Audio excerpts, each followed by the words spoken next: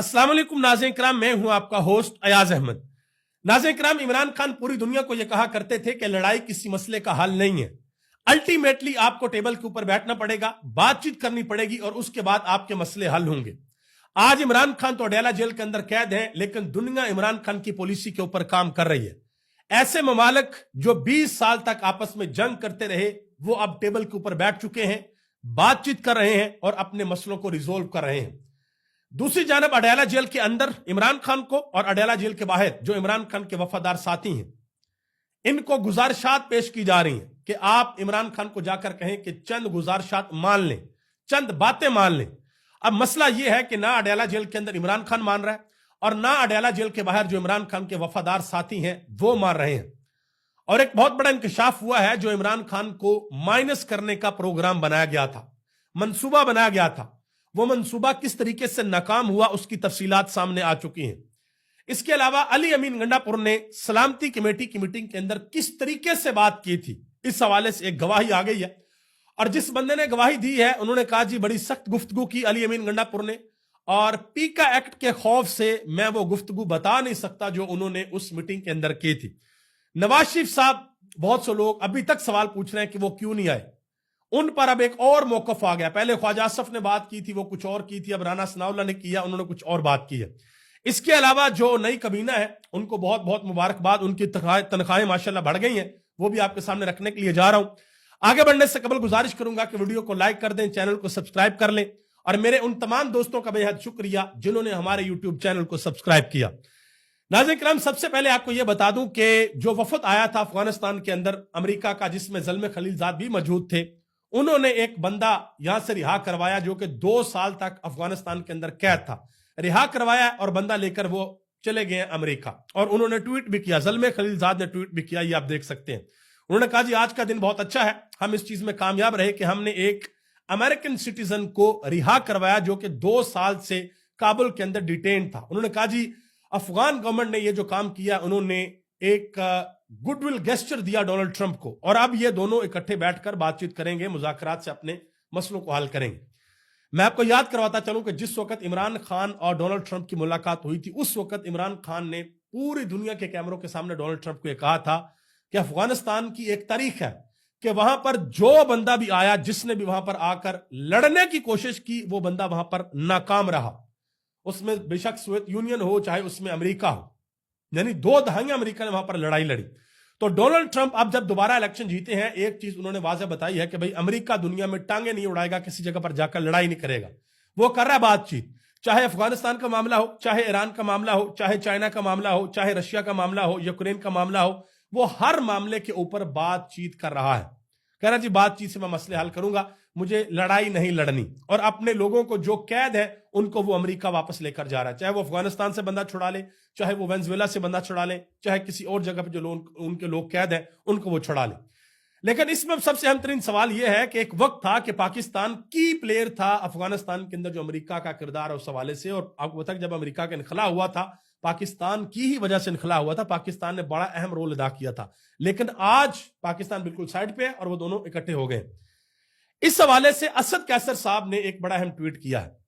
उन्होंने कहा कि ये जो कुछ हमारे हमसाये में हो रहा है और वहां से जो वफद आ रहा है, आकर बातचीत कर रहे हैं और बातचीत के जरिए मसलों को हल कर रहे हैं, उन्होंने कहा जी हमारी नाजायज हुकूमत के लिए इसके अंदर एक बहुत बड़ा सबक है कि सदी की सबसे बड़ी जंग के 2 हरीफ बराह रास्त मुज़ाकरात कर सकते हैं, अपने मसाइल हल कर सकते हैं। तो इस जंग से मुतासरा सूबा, जहां हर घर से बेगुनाह लोगों की लाशें उठी और कारोबार तबाह हुए, अफगानिस्तान से बराह रास्त बातचीत क्यों नहीं कर सकता, यानी कि पाकिस्तान क्यों नहीं कर सकता। उन्होंने कहा कि चाहे जितनी भी जंगें लड़ी जाएं, आखिरकार मुज़ाकरात की मेज पर ही बैठना पड़ता है, तो क्यों ना मुज़ाकरात को पहली तरजीह बनाया जाए। यह बात उन्होंने की है असद कैसर ने। इसी तरह एक बात की है साहबजादा हामिद रजा ने। उन्होंने कहा जी अगर बलूचिस्तान का मसला ऑपरेशन से हल होना होता तो पिछले 70 साल से हम ऑपरेशन कर रहे हैं, हल क्यों नहीं हुआ। उन्होंने कहा कि अफगानिस्तान में हम एक ग्रुप को टारगेट करते थे, लेकिन मौजूदा एस्टेब्लिशमेंट ने पूरे अफगानिस्तान को अपने हमलों का निशाना बनाया है, जो बहुत खतरनाक चीज है। यह बात उन्होंने हामिद मीर के शो के अंदर की है। ठीक है जी, अब जरा आगे आ जाए, जो अगली गेम है वो आपको बताता हूं। पाकिस्तान तहरीक इंसाफ के लोग, मैं किसी का नाम नहीं लूंगा, लेकिन बहुत बड़े बड़े लोग, वो जाकर इमरान खान को अडयाला जेल के अंदर ये समझाने की कोशिश कर रहे हैं कि खान साहब ये बाहर सोशल मीडिया हमें बहुत नुकसान दे रहा है, इसको कंट्रोल करना पड़ेगा, ये सोशल मीडिया की वजह से बड़े मसले मसाइल बन रहे हैं। लेकिन अभी तक इमरान खान ने सोशल मीडिया के ऊपर किसी किस्म की लब कुशाई नहीं की। इमरान खान अपनी सोशल मीडिया टीम के साथ खड़े हैं। लेकिन एक और चीज है, मैं एक मिसाल आपको दे देता हूं। आसमा शराजी के शो के अंदर उन्होंने नईम हैदर पंजोता को कहा कि देखे ना, एक फौजी जवान शहीद हो गया और सोशल मीडिया के ऊपर लोग मुगल्लजात बक रहे हैं। देखिए, एक चीज मैं आपको वाज़ेह बता दूं, किसी भी कौम के अंदर अगर कोई बंदा उसका तल्लुक किसी भी सियासी जमात के साथ हो, किसी भी मजहबी जमात के साथ हो, अगर किसी कौम में से कोई अपने शहीदों का मजाक उड़ाता है, उनकी बेहुरमती करता है, तो उनसे बड़ा, मैं माजरत के साथ सख्त तरीन लफ्ज यहां पर यूज करना चाहता हूं कि उनसे बड़ा बददियानत और बेगैरत इंसान कोई नहीं जो अपने शहीदों की बेहुरमती करता है और शहीदों के खिलाफ बोलता है। नईम हैदर पंजोता ने आसमा शराजी को वहां पर कहा कि क्या पाकिस्तान तहरीक इंसाफ के ऑफिशियल ट्विटर अकाउंट से पाकिस्तान के शोहदा की कोई बेतुकीरी की गई है? उन्होंने कहा नहीं जी, आम लोग कर रहे हैं। तो आम लोग फिर आम लोग हैं, आम लोगों से पूछें जरा आप कि आम लोग ऐसा क्यों करते हैं। वो स्टेट की जिम्मेदारी है कि स्टेट पूछे कि आम लोग ऐसा क्यों करते हैं। लोगों के दिलों में अगर नफरत है तो वो क्यों है कि लोग इस हद के ऊपर चले गए हैं। लेकिन जो किसी भी वतन के जो शोहदा होते हैं वो उस कौम की जिंदगी हुआ करते हैं। ये बड़ी इंपॉर्टेंट चीज है। इमरान खान कितनी मर्तबा वो कह चुके हैं कि ये फौज भी मेरी है, ये मुल्क भी मेरा है, ये फौज स्ट्रांग होगी, ये फौज ताकतवर होगी तो ये मेरा मुल्क भी ताकतवर होगा। अच्छा जी, एक और बात बड़ी इंपॉर्टेंट, जो बाहर लोग हैं जो इमरान खान के वफादार हैं, जिनके बारे में कहा जाता है ये बंदे इमरान खान को धोखा नहीं देंगे, उसमें एक बंदा है जनाब मोहतरम महमूद खान अचकजई और एक हैं अल्लामा राजा नासिर अब्बास, साहबजादा अहमद रजा का शुमार भी होता है, तहरीक इंसाफ के कुछ लोग भी हैं। अब इनके जरिए कहा जा रहा है कि जी ये जरा जाकर इमरान खान का गोडा गिट्टा पकड़ें कि खान साहब मेहरबानी करें, जरा थोड़ा सा पीछे हटें, इतना सख्त मौकफ ना अपनाएं। अब इन्होंने भी इनकार किया बाहर, और अंदर से इमरान खान के सामने तो किसी की जरूरत नहीं है कोई कुछ करे। और वो जो मंसूबा बनाया गया था, जो 14 बंदों की लिस्ट तैयार थी कि जाएंगे मीटिंग के अंदर बैठेंगे, उसका भी भांडा फूट गया भाई। जब मौलाना फजल रहमान साहब ने पाकिस्तान तहरीक इंसाफ से किया एक शिकवा, उन्होंने कहा जी रात 1 बजे तक हमें यह बताया गया था कि पीटीआई मीटिंग के अंदर शिरकत करेगी, सुबह मालूम हुआ कि पीटीआई ने बायकॉट कर दिया। हुआ क्या था, जब वो लिस्ट आई थी ना तो सोशल मीडिया ने पूरी की पूरी पीटीआई लीडरशिप को पकड़ के तुन दिया था इनको कि ये तुम लोग क्या करने लगे हो, इमरान खान से मिलना नहीं है, उससे मशवरा नहीं लेना, उसकी राय नहीं लेनी, उसकी राय लिया बगैर तुम कैसे जा सकते हो मीटिंग के अंदर, जो इस मुल्क का सबसे बड़ा लीडर है, जिसके नाम के वोट लेके तुम लोग असेंबली के अंदर बैठे हुए। फिर ये लोग बैकफुट के ऊपर आए थे।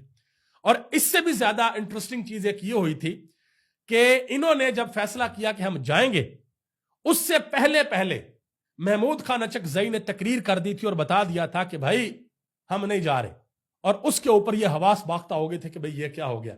उसके बाद फिर इमरान खान के साथ जब मुलाकात हुई तो फिर इनको समझ लग गई कि भाई ये तो हम इमरान खान को माइनस करने लगे थे। बहरहाल वो गेम जो है वो बिल्कुल ओवर हो गई। हबीब अकरम ने मौलाना फजल रहमान के हवाले से एक बड़ी अहम बात की है। उन्होंने कहा जी मौलाना फजल रहमान बहुत ज्यादा कंफ्यूजन का शिकार है। उन्होंने कहा आज से कबल मौलाना फजल रहमान ने जो भी किया किसी न किसी इशारे के ऊपर किया। अब मौलाना फजल रहमान बगैर इशारे के जाएंगे अगर ये तहरीक इंसाफ के साथ जाएंगे। उन्होंने कहा कि मौलाना फजल रहमान साहब की कैलकुलेशन भी ये थी कि एक ना एक मोड ऐसा आएगा, टाइम ऐसा आएगा, वक्त ऐसा आएगा कि इमरान खान कहेगा लो भाई मुझे माफ कर दो, बस मैं और बर्दाश्त नहीं कर सकता। लेकिन यह वक्त नहीं आया। इमरान खान आज भी जेल के अंदर और कह रहा है मैं किसी किस्म की कोई डील, कोई कंप्रोमाइज मैं कुछ भी नहीं करूंगा। यह इमरान खान कह रहा है, अंदर बैठ के वो कह रहा है। तो इसलिए मौलाना फजल रहमान के लिए यह बहुत ज्यादा उलझन है कि वो इमरान खान के साथ जाएं या ना जाएं। इसके अलावा नाज़रीन किराम एक और खबर है, एक सहाफी हैं, बड़े सीनियर सहाफी हैं फरहान मलक, उनको गिरफ्तार किया गया और 4 रोजा जिस्मानी रिमांड उनका मंजूर कर लिया गया। एफआईए ने 14 रोजा रिमांड की इस्तदा की थी, तो 4 रोजा उनका रिमांड दिया गया फरहान मलक साहब का। हबीब अकरम साहब कहते हैं कि फरहान मलक के साथ मुझे कई साल काम करने का मौका मिला, वो एक जिम्मेदार सहाफी हैं, उनकी गिरफ्तारी बाकियों के लिए पैगाम खामोशी है कि बाकियों का नंबर भी आ सकता है। अब जरा आगे आ जाए, नुसरत जवेद साहब सीनियर सहाफी हैं जी, कहते हैं कि अली अमीन गंडापुर की तकरीर मेरी इतला के मुताबिक काफी सख्त थी। उन्होंने कहा जी पीका के खौफ से मैं उसकी तफसीलात बयान नहीं कर सकता कि जो अली अमीन गंडापुर ने सलामती कमेटी की मीटिंग के अंदर जो बातें की थी, जो उन्होंने अपना मौकफ रखा था اور انہوں نے ویسے خود بھی اپنے انٹرویو کے اندر بتایا تھا کہ وہ ایک پریزنٹیشن تھی, سب نے اپنی بات کی, کسی نے کسی کی بات کا جواب نہیں دیا. مزید علی امین گنڈا پور نے اطلاعات آ رہی ہے کہ انہوں نے صحافیوں کے ساتھ ملاقات کی اور انہوں نے واضح طور پر بتایا ہے کہ نیشنل ڈائیلاگ عمران خان کے بغیر ممکن ہی نہیں ہے. عمران خان ہوگا تو نیشنل ڈائیلاگ ہوگا, ادروائز نیشنل ڈائیلاگ نہیں ہو سکتا. نواز شریف صاحب نہیں آئے, اس کے حوالے سے رانا ثناءاللہ صاحب جو ہیں انہوں نے اب ایک اور عجیب چیز بتا دیا جی. انہوں نے کہا جی اگر نواز شریف صاحب اجلاس کے اندر آ جاتے تو پھر تو وزیر اعظم کی جو حیثیت ہے وہ تو ختم ہی ہو جانی تھی, پھر تو ساری کی ساری نظریں, سارے کیمرے, سارا فوکس وہ نواز شریف کے اوپر ہونا تھا. ٹھیک ہے جی. اور پھر کہتے ہیں جی, انہوں نے سوال پوچھا کامران شاد نے کہ وہ محسن نقوی کیوں نہیں آئے. محسن نقوی کے آنے سے بھی کوئی نہ کوئی انڈرمائن ہونا تھا کسی نے. انہوں نے کہا جی ہاں جی, وہ بھی پھر وزیر اعظم کی جو حیثیت ہے وہ بھی پھر آپ کو پتا ہے کہ ثانوی حیثیت ہو جاتی. اب اس کے اوپر نثار جٹ صاحب جو ہیں انہوں نے ایک بڑی اہم بات کیا, پی ٹی آئی کے رہنما ہیں فیصل آباد سے. انہوں نے کہا جی اجلاس میں نہ آنا نواز شریف کا بیمار ہونا نہیں بلکہ راہ فرار ہے. انہوں نے کہا جی نواز شریف سامنے آئیں اور آ کر کہیں کہ میں شہباز شریف کے تمام فیصلوں میں ان کے ساتھ ہوں. کہہ دیں یہ آ کر کہ جو بھی میرا بھائی فیصلہ کر رہا ہے میں اس کے ساتھ ہوں. انہوں نے کہا جی نواز شریف مری والے گھر سے باہر نہیں نکلتے, مری کا گھر ان کے لیے اڈیالہ جیل بنا دیا گیا ہے, وہ وہاں پر قید ہیں اور یہ ان کے بھائی شہباز شریف نے بنایا ہے جو وزیر اعظم ہے. تو بھائی اب نون لیگ کو اس کا جواب دینا پڑے گا. نواز شریف صاحب بیان دے دیں کہ میں شہباز شریف کے سارے فیصلوں کے ساتھ کھڑا ہوں, اس میں کوئی بڑی بات نہیں ہے, امید ہے کہ وہ جواب دیں گے. نجم سیٹھی صاحب نے محسن نقوی کے حوالے سے ایک بڑا انکشاف کیا. انہوں نے کہا جی ہو سکتا ہے کہ اب یہ خبر آ جائے کہ محسن نقوی صاحب وزارت داخلہ چھوڑ رہے ہیں اور کہا جائے گا جی صحت کا مسئلہ ہے. انہوں نے کہا جی لیکن ہو سکتا ہے وہ کوئی اور وزارت لے لیں.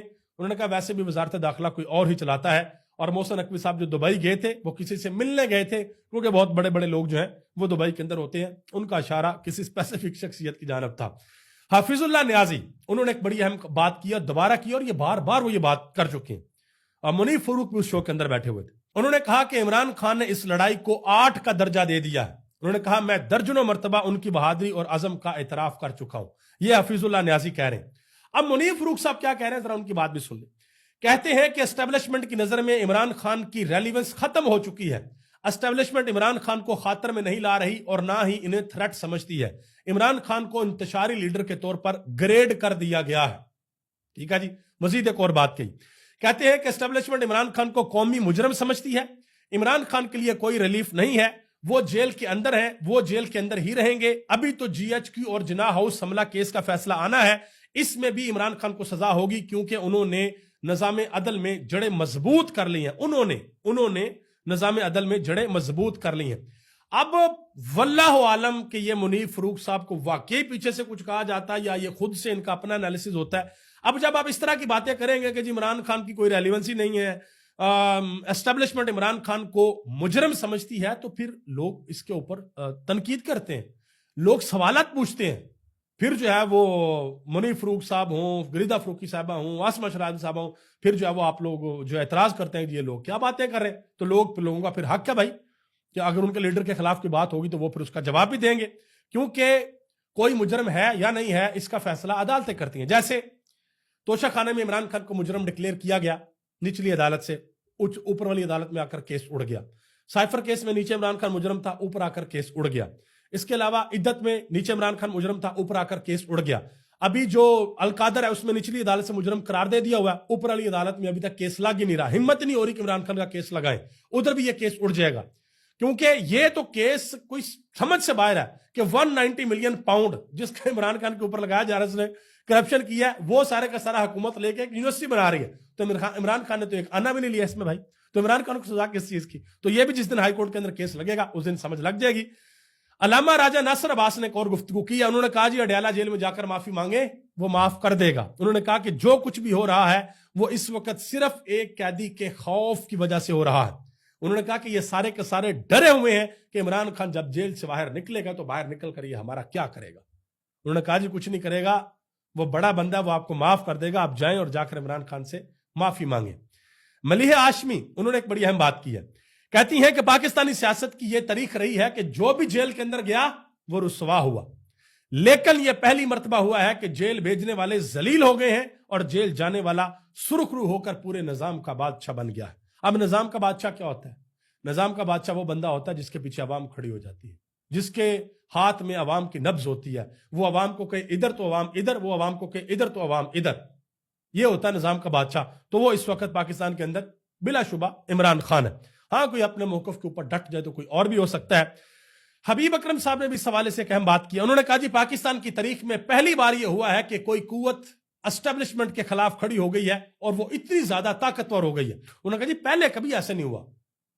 مجھے جس طرح کا دور ابھی ہے، جو حالات و واقعات ابھی ہیں، پہلے کبھی ایسے نہیں ہوئے. انہوں نے کہا کہ یہ پہلی بار ایسا ہوا ہے کہ ایک شخص کو جیل میں رکھ کر اس پر اور اس کی پارٹی پر سختیوں کی انتہا کر دی گئی، لیکن پھر بھی وہ ڈیل نہیں کر رہا. اور یہ صورتحال ہماری اسٹیبلشمنٹ کے لیے نہیں ہے.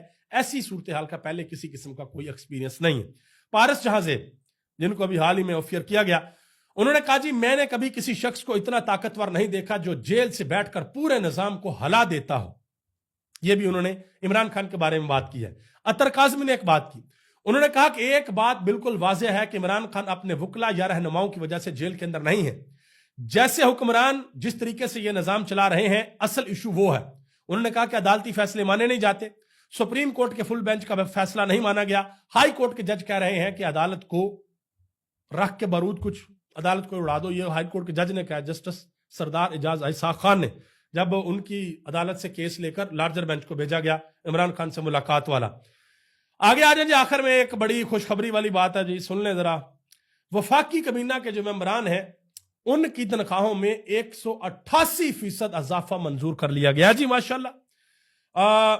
جو وزیر مملکت ہے اور جو مشیر ہیں ان کی تنخواہ 1,88,000 سے بڑھا کر 5,19,000 پہ ہو گئی ہے. بہت بہت مبارک ہو جی. قوم کے غریب لوگ ہیں، گزارا نہیں ہوتا ان کا تھوڑی تنخواہوں میں، تو چلو اچھی بات ہے. ویسے بھی روزوں کا مہینہ ہے تو ماشاءاللہ تنخواہیں ان کی بڑھ گئی ہیں. بہت بہت مبارک ہو.